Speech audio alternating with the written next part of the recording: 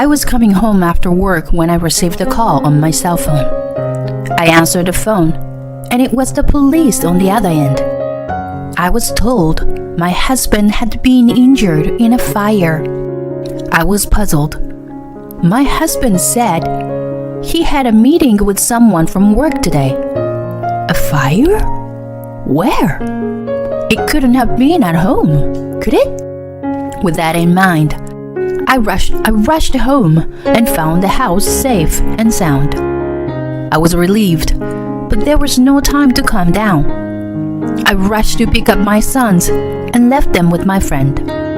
When I entered the hospital room, my husband was sleeping.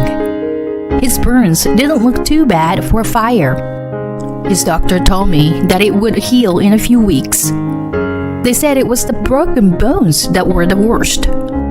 My husband jumped from the second floor to escape the fire. The impact fractured his spinal cord, and there is a possibility that he will be permanently injured. After the doctor's explanation, I was on my way back to the hospital room. Then the nurse approached me. "Oh, about his friend? She had made it to the next room." "His friend? She? What do you mean?" I was puzzled and asked the nurse who that woman was. She said that the person and my husband were in the same fire and they were brought together. I asked my husband, "Sean, where did the fire happen?" Sorry. That's work related, so I can't tell you. I'd rather you go home and bring me a change of clothes." "Huh? Why?" "Why? You're my wife. You're supposed to take care of me." "I don't give a damn about it. You never take care of me or the kids, even when we're very sick. Don't expect me to take care of you." While my husband was talking about this kind of nonsense, the door to the hospital room opened. I was a little confused when someone I knew walked in. "My name is Jane. My husband Sean and I have 2 sons, aged 3 and 5. I am 34 years old and have been working for the company I joined when I was 22 years old. My husband used to work for an IT company, but left about a year ago. He wanted to work in a more modern way. He left the company without consulting me, and we argued. I blamed him more for not consulting me about the income than for the fact that we are a family. He just told me not to worry, and that our income would increase. After he left the company, he started freelancing from home. At first, it seems to be going well, but then he started slacking off. He would stay up late at night playing video games in his workroom. When I would ask him when he was working, he always had no answer. "I can't tell you about my job, even if it's a family member, as there are confidentiality issues." He just said that and wouldn't talk to me. In the beginning, his income was enough, but it has been dropping steadily. In the last 6 months, he only brings in about $1,000 a month. My husband is home at all time, but he does neither housework nor takes care of our sons. On the contrary, when kids caught a cold, he stayed out for a few days because he didn't want to catch a cold. When I got sick, I asked my husband to take care of our sons so I can go to the hospital. But he replied, "Why don't you just take the kids to the hospital?" and locked himself in his workroom. No income, no housework, no childcare. My husband doesn't even care about us. More than anything, I don't think he is a good father to the kids. So I thought about getting a divorce. However, my days are so busy that I can't prepare for the divorce yet. I was spending my days in a fog like that. Then, my husband, who was home most of the time, started staying out a lot, saying he had to run some errands. And he started carrying his cell phone with him at all times. I immediately noticed a change in my husband and suspected he was cheating on me. In the past, I would have been shocked if he was cheating on me. But at that time, I was hoping that he was cheating on me and that I would be able to get a divorce favorably. I tried to gather evidence of the affair, but my husband would not let go of his cell phone. I decided that it would be difficult to get evidence from his cell phone, so I gave up. So I thought about hiring a detective to prove it. But we have very little savings because we have been living on my income almost exclusively. I was wondering how to get evidence of the affair every day. I was so stressed out. Then came a turning point for me. I was coming home after work when I received a call from my cell phone. I answered the phone, and the person on the other end was the police, telling me that my husband had been injured in a fire. My husband said he had a meeting with someone from work today, but a fire? Where? It could have been a home, could it? With that in mind, I rushed home and found the house was safe and sound. I was relieved, but there was no time to calm down. I rushed to pick up my sons and left them with my friend. I went to the hospital and entered the room where my husband was sleeping. His burns didn't look too bad for a fire. While I was in the daze, a nurse came in. She said that the doctor would explain everything, and I left the room. The doctor said that my husband had a few burns, but they should heal in a few weeks. The worst part is the broken bones. He jumped down from the second floor to escape the fire. The doctor said that the impact fractured his spinal cord and that there was a possibility that he would be permanently injured. When I was told that, my first thought was, shoot, I should have divorced him sooner. I know I sound like a cold person, but I couldn't even think about taking care of my husband. After the doctor's explanation, I was on my way back to the hospital room. Then, the nurse approached me. Oh, about his friend? She admitted to the next room. His friend? She? Oh, could she be? Can you tell me who it is, please? I asked the nurse. She was in the same fire as your husband. She was brought in with him. Could she be the woman my husband was having an affair with? I rushed back to the hospital room. My husband was already awake. Sean, where did the fire happen? Sorry. That's work related, so I can't tell you. I was convinced by the way my husband was stammering that the fire broke out while he was meeting the woman he was having an affair with. I'd rather you go home and get a change of clothes, would ya? Huh? Why? Why? You're my wife. You're supposed to take care of me. I don't give a damn about it. You never take care of me or the kids, even when we're very sick. Don't expect me to take care of you. While my husband was talking about this kind of nonsense, the door to the hospital room opened. The man who came in was Mr. Howard, the husband of my mom friend, Amanda. I was a little confused to see someone I knew come in. It seemed Mr. Howard had seen me entering the hospital room and came to greet me. Yes, it was Amanda, one of my mom friends, who was admitted to the next hospital room. I looked at my husband in surprise, and his face turned completely pale. He looked away from me. So, that's what it is. My husband was having an affair with Amanda. I was speechless. Amanda was a good friend of mine ever since our kids started to go to the same kindergarten. She even came to our house with her kids. I introduced her to my husband at the time. So my husband must have known that she was my friend.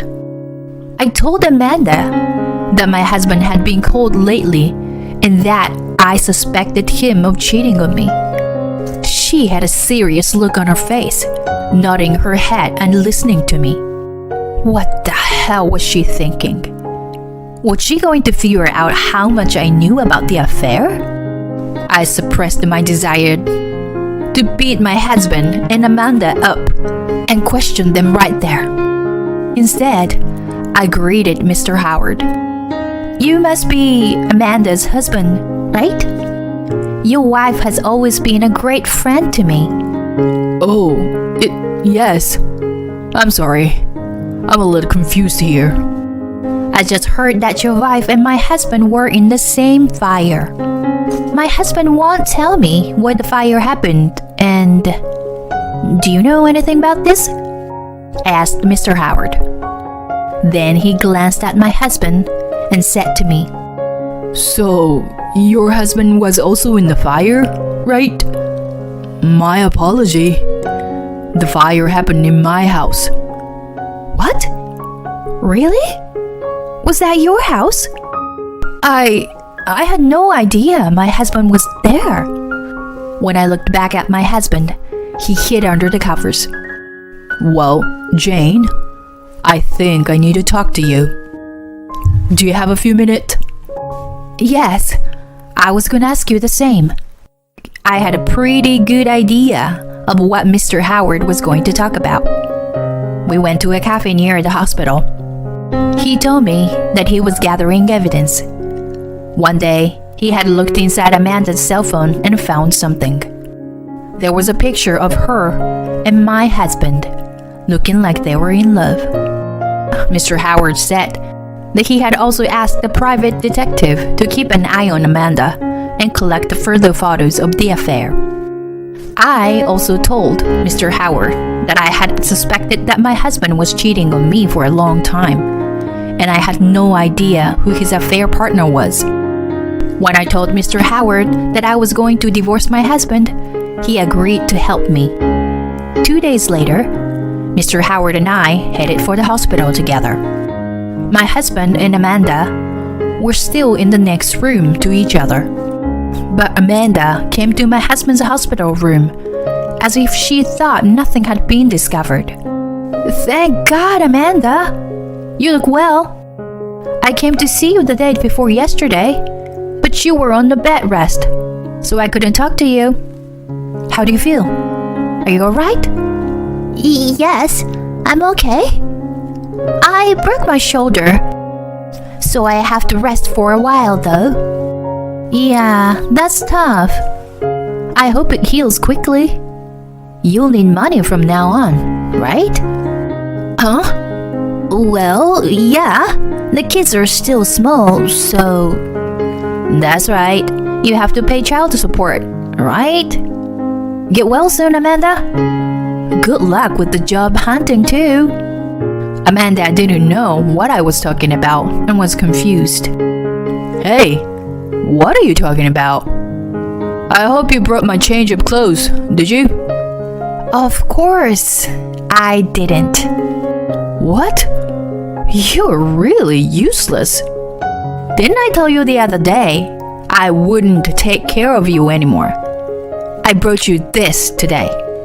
Saying that, I took the divorce papers out of my bag. Huh? Are you divorcing me? Are you abandoning your husband because I might be permanently injured?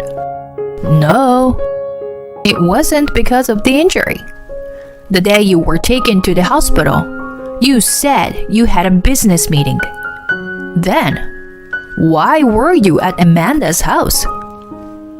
That's because, well, you know, I only didn't tell you. But Amanda is one of my business associates. We were discussing things at their house, and the fire happened. That's all. Are you that stupid that kind of excuse would work? I already know about the relationship between you and Amanda. No matter how many excuses you make, you'll just look ridiculous. My husband became upset and started to talk back at me. Shut your mouth. Don't make a fuss over just one affair. Besides, What are you going to do after the divorce? Can you raise 2 kids by yourself? Of course I can, and I will. I've been raising them by myself all this time. You've never been there. What? I've been playing with them. Yeah. Maybe a few hours every few months. I'm sure the neighborhood elementary school kids play with them more than you. But what about the money? You need my income, right? Or are you going to put our kids through a tough situation? Well, we'll be totally fine. Life will be much easier without you. Because I won't have any expenses to spend on you. But I have this injury, you know. So if it gets out that you left your husband who needs help, you're gonna ruin your reputation. Even if you're going to divorce me, you might as well do it after I'm fully recovered. No. I can't. I can't wait any longer. If anyone should take care of you, you have your girlfriend, haven't you? My husband looked at Amanda. After thinking for a moment, he seemed convinced. If you insist, I understand. I don't need a bitch like you anymore. I'll divorce you then.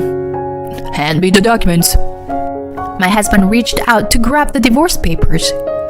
Stop it! I moved the papers away from him so he wouldn't take them. What? You said you want a divorce.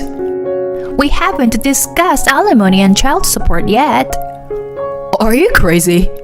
Are you gonna take money from an injured man? I need money for hospital bills, physical therapy. Well, good luck with your physical therapy. Because you need to make some money and pay for the alimony. You don't even have any savings, remember? What? You don't have any savings? Amanda's voice came out in surprise. In response to my words, my husband stared at me with a look of disbelief on his face. You told me you had money. You said you were freelancing, so you were making a lot of money. Well, now I just spend it as soon as it comes in.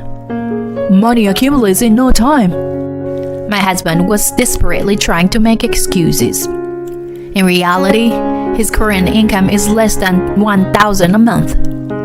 I could have told Amanda right there, but I didn't want to get into their fight, so I kept quiet.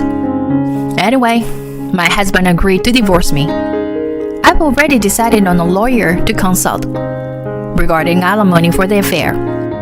I will ask the lawyer to send the content certified letter later, with me saying that Mr. Howard and I left the hospital room. As soon as I got home, I prepared to move out. I went to thank my friend for taking care of my kids. I also told her that I was divorcing my husband because he had been unfaithful to me and that I was planning to move out. I didn't directly tell her that my husband's affair partner was Amanda. Several people already knew that my husband was in a fire at Amanda's house. Even if I hadn't told them, word would have spread. Later, as planned, I hired a lawyer and we proceeded with the divorce. Alimony and child support was hard to come by. At first, my husband said, "I'm a freelancer, so I can work in bed even when I'm injured. I'm going to work all day because I have time. Maybe I'll make over 100 grand a year. Even if I get rich, I'm not going to take you back." So I had high hopes that my husband would pay me alimony and child support. But it seems my hopes of 100 grand were dashed sooner than I imagined. Rather, he started to refuse to pay alimony and child support. From asking for an extension of the payment deadline to ask me to reduce the amount. Finally, he called me directly. "Don't you think $50,000 for alimony was too much? I think $5,000 is about right." I'm not saying that I can't make money, you know? If you want money so bad, tell it to the people who never offered me a job. I've told you 1,000 times. You need to talk to my lawyer about the alimony. Don't call me again. With that, I hung up the phone.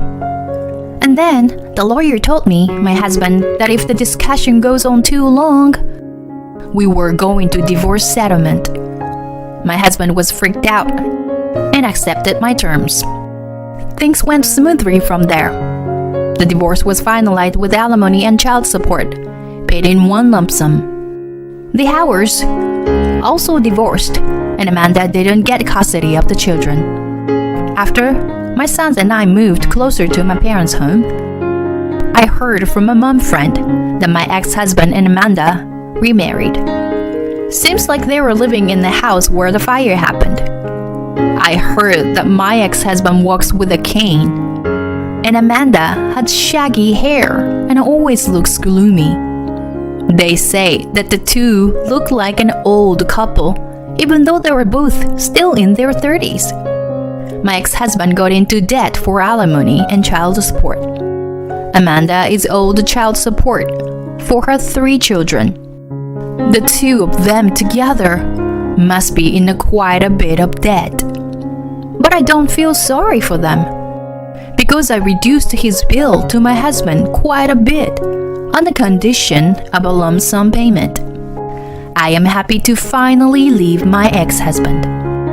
But I am sorry for my 2 sons that they have to leave their father and friends so suddenly. At first, they were confused by the new place. But now, they have made friends with the neighborhood kids and seems to be enjoying themselves. On holidays, my parents come to see them and play with them. For the first time in a long time, I have some alone time. I have more time, money, and energy than I did when I was with my ex-husband. Thanks to that, I can give more love to my boys than I ever did before.